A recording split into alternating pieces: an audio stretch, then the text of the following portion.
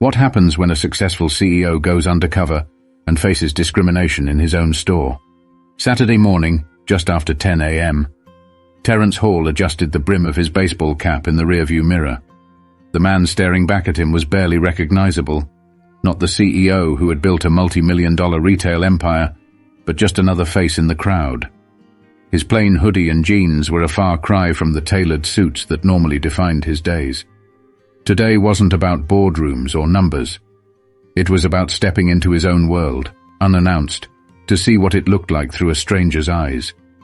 Terence had always believed in the power of connection. His company had been built on the promise that every customer mattered, no matter their background.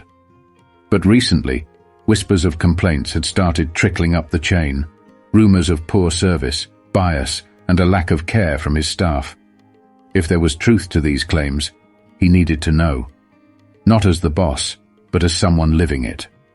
The retail store in question sat just outside Dallas, Texas, in a busy suburban plaza.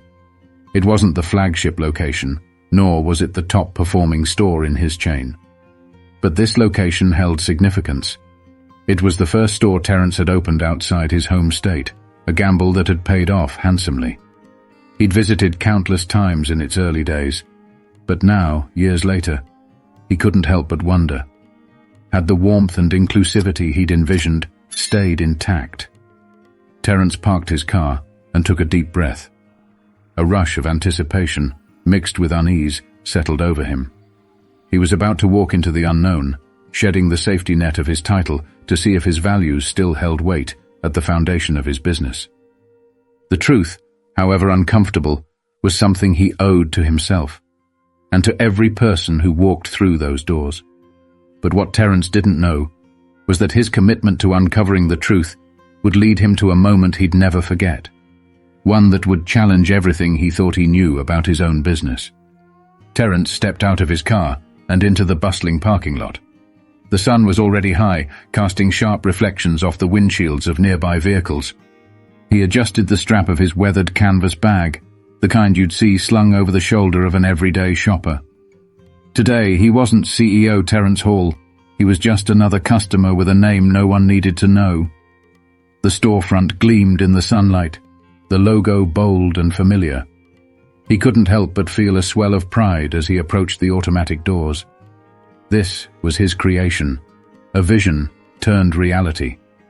But pride quickly gave way to focus as he crossed the threshold, the cool blast of air conditioning welcoming him inside. The store hummed with activity. Shoppers pushed carts laden with goods, and children's voices rose and fell in excitement near the toy aisle. Employees in uniform moved with purpose, stocking shelves, ringing up purchases, and assisting customers. To the untrained eye, everything seemed to run like clockwork. But Terence wasn't here to glance over the surface. He was here to dig deeper. He paused near a display of brightly colored kitchen appliances, taking in his surroundings. A young woman in a striped uniform jacket stood nearby, chatting with a customer about product features. A stock associate rearranged items on a nearby shelf, his movements efficient but detached.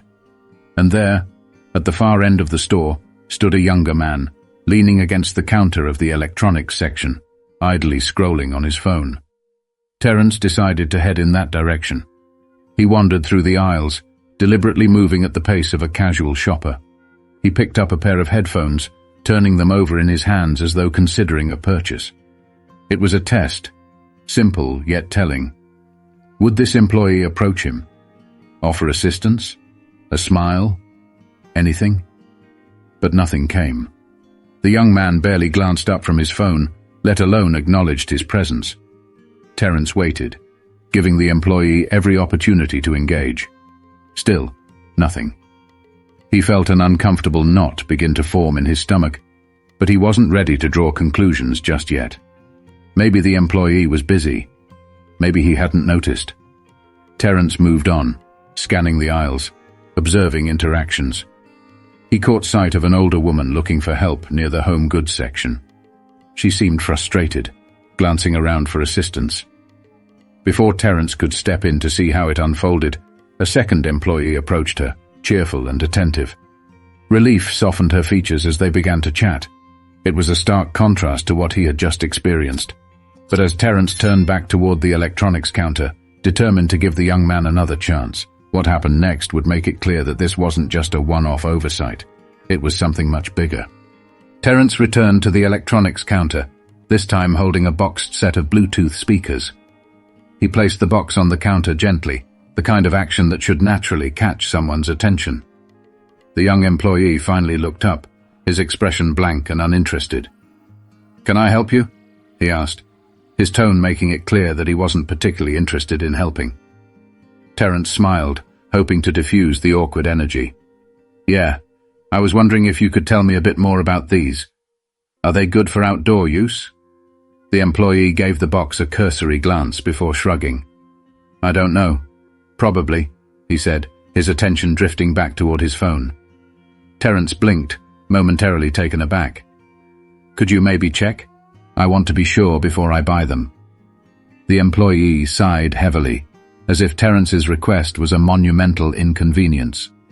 Without a word, he grabbed the box and flipped it over, skimming the back. "It says here they're weatherproof," he mumbled, handing it back without further explanation. Terence felt a wave of frustration rise within him, but he kept his voice calm. "Okay, and do you know if they're compatible with most devices?"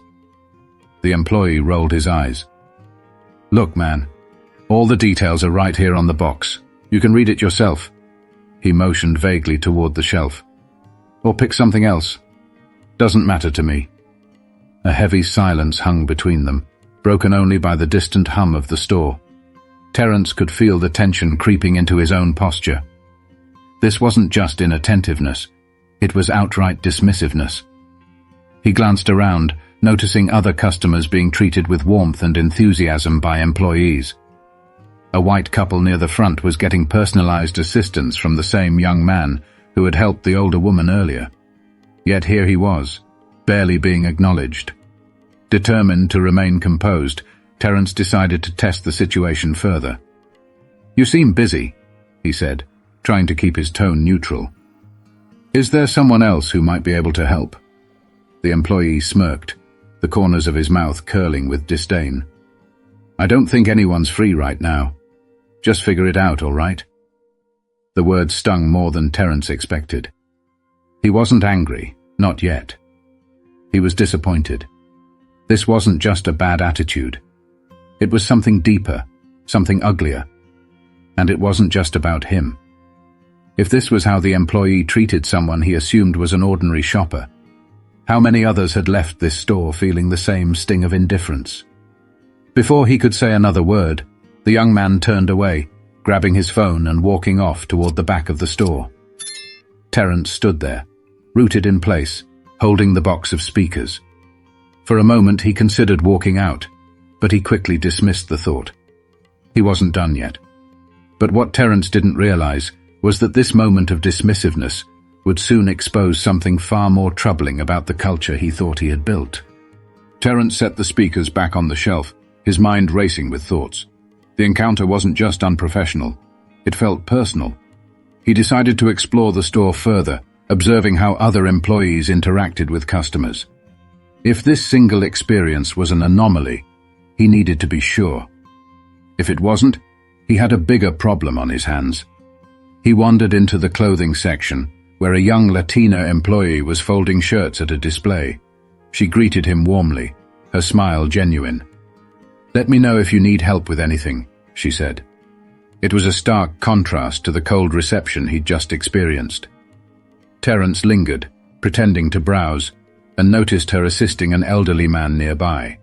She was patient and attentive, helping him find the right size and even suggesting a matching tie. The man's gratitude was evident, and the interaction left Terence feeling a flicker of hope. Maybe the store wasn't entirely off track. But as he moved toward the home goods section, a conversation stopped him in his tracks. Two employees, both young and casually leaning against a shelf, were engaged in a hushed but unmistakably disrespectful exchange. "That guy over there," one of them said, jerking his head subtly in Terence's direction, "is probably just here to browse. People like him never buy anything big." Terence felt his jaw tighten as he pretended to examine a set of pots and pans. The other employee chuckled. "Yeah, he doesn't look like he's got the cash for this stuff. Probably just wasting time." It was a gut punch. They didn't know who he was. To them, he was just another black man walking around a store they assumed he couldn't afford. The casual nature of their conversation, the ease with which they dismissed him, spoke volumes. It wasn't just one bad employee, it was a culture that had somehow allowed these attitudes to fester. He stayed quiet, resisting the urge to confront them then and there. Instead, he moved toward the checkout area, determined to gather as much insight as he could before addressing the issue. At the register, he found a middle-aged black woman ringing up customers with a kind, professional demeanor. Her name tag read Denise. Terence watched as she greeted each person with a smile, her voice steady and warm. When his turn came, she looked up and smiled. "Did you find everything okay?" "Not exactly," Terence replied, his tone measured. "But I think I'll hold off for now." Denise's smile faltered slightly, but she nodded. "Well, if you need anything, just let us know. We're here to help." Her sincerity was genuine, and for a moment, it eased the weight on Terence's chest. It was clear that not everyone in this store shared the same dismissive attitude. But it also highlighted the inconsistency. Why were some employees so welcoming, while others were so blatantly biased? But as Terence walked out of the store, he couldn't shake the feeling that something larger was at play, and he knew it was time to confront the truth head-on. Terence sat in his car, the afternoon heat pressing against the windows. He gripped the steering wheel tightly, staring out at the store that bore his company's logo. It felt surreal. This business, his pride and joy, was supposed to represent opportunity, fairness, and respect. Yet the experiences he'd just had painted a different picture. One he wasn't prepared for, but couldn't ignore. The dismissive behavior from the electronics employee lingered in his mind, but it was the casual comments he overheard in the home goods section that cut the deepest. These weren't isolated incidents. They hinted at a deeper issue within his company culture, one that had gone unchecked. He thought back to the early days of the business, when he personally trained every manager and hired staff based on shared values. Back then, he'd emphasized the importance of treating every customer like family, regardless of who they were or how much they spent. But as the company grew, those personal touches became harder to maintain. Delegation was necessary, but had it come at the cost of the values he'd worked so hard to instill? Terence couldn't help but wonder if he'd grown too distant from the day-to-day operations. Success had brought expansion, but it had also created blind spots. Were managers fostering an environment of respect, or were they turning a blind eye to subtle prejudices and unprofessionalism? Had he failed to equip his employees with the tools to combat bias and treat everyone equally? He took a deep breath, his mind replaying the interactions from earlier. Denise, the kind cashier, had been a reminder of what his business should stand for. Yet employees like her were being overshadowed by those who didn't share her values. It wasn't just about the customer experience. It was about the culture he had allowed to take root. Terence reached for his notebook, always kept in the glove compartment, and jotted down his thoughts. This wasn't just about fixing one store. It was about ensuring that every employee in every location understood the responsibility of representing his brand. It was about accountability from the top down. But before he could rebuild, Terence knew there was one more step to take. A step that would reveal just how deep the problem ran and challenge those at the heart of it. Terence walked back into the store with a quiet determination. He wasn't here to create a scene or publicly shame anyone. This wasn't about ego. It was about addressing a culture that had gone astray. He headed toward the customer service desk and asked to speak with the store manager. After a few moments, a man in his late 40s approached. His name tag read Brian, and his demeanor was professional but slightly wary. "How can I help you today?" he asked. Terence extended a hand.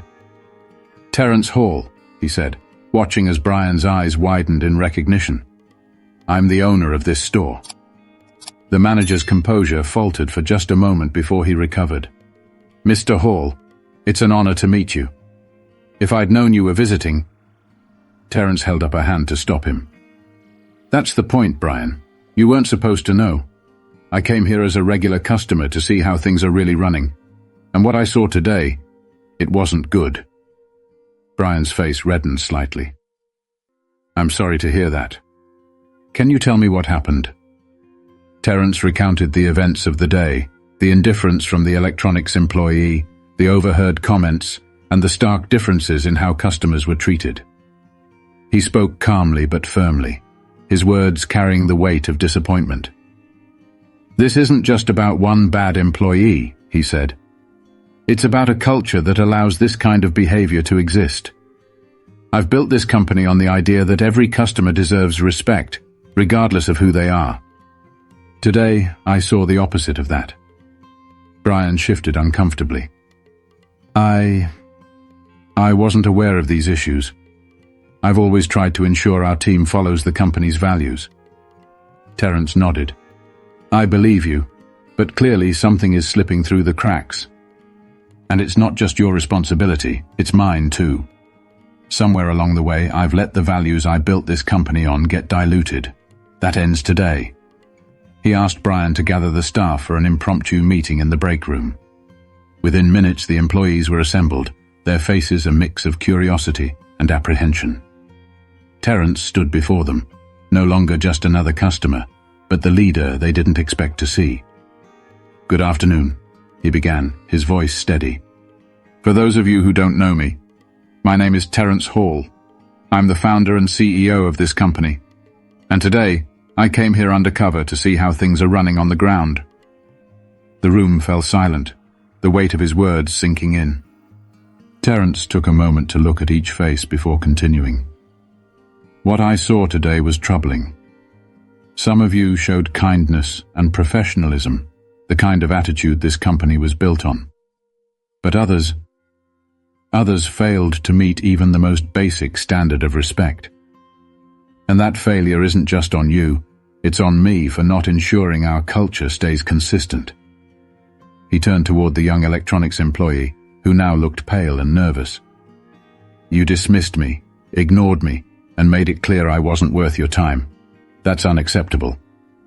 But even worse, I overheard 2 employees speaking about me, making assumptions about who I am and what I could afford, based on nothing more than a glance."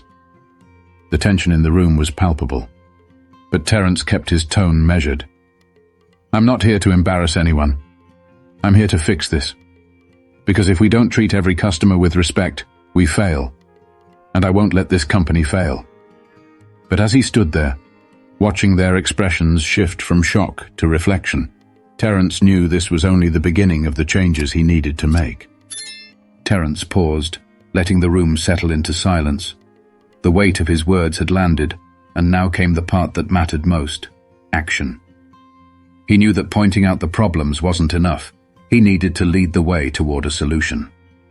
"Here's what's going to happen," he continued, his voice calm but resolute. "This isn't about punishment or pointing fingers. It's about accountability and growth. Every single one of us, myself included, has a responsibility to uphold the values this company was built on. Starting today, we're making changes."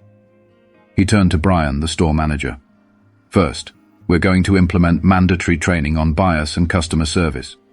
Not just here, but across every store. It's not enough to assume people know how to treat others. We need to teach it, reinforce it, and hold people accountable." Brian nodded, his expression a mix of relief and determination. "Understood, Mr. Hall. I'll make sure it happens." Terence addressed the group again. "Second, I'll be visiting more stores in person unannounced. This isn't about catching anyone off guard, it's about staying connected. I need to see firsthand what's happening on the ground." The employees exchanged nervous glances, but there was a sense of understanding in the room. Terence could see that some of them, especially Denise, were nodding subtly in agreement. "Lastly," Terence said, his tone softening, "I want to hear from all of you. What's working? What's not? If there are issues with leadership or policies, I need to know. My door is open, but more importantly, I'll make sure you have a way to voice concerns anonymously if you're not comfortable coming to me directly." The employees seemed to relax slightly, and Terence took that as a sign to close on a heartfelt note. "I started this company because I wanted to create something different, something better. A place where everyone, no matter who they are, felt valued. Somewhere along the way, we lost a little of that, but I'm not giving up on it. I know we can do better, and I'm counting on all of you to help make that happen." As the meeting wrapped up, Terence approached Denise, the cashier who had shown professionalism and kindness.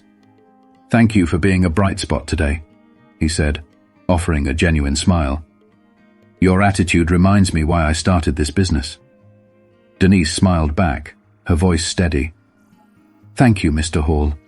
I just try to treat people the way I'd want to be treated." Walking out of the store for the second time that day, Terence felt a mixture of exhaustion and hope. The road ahead wouldn't be easy, but it was necessary.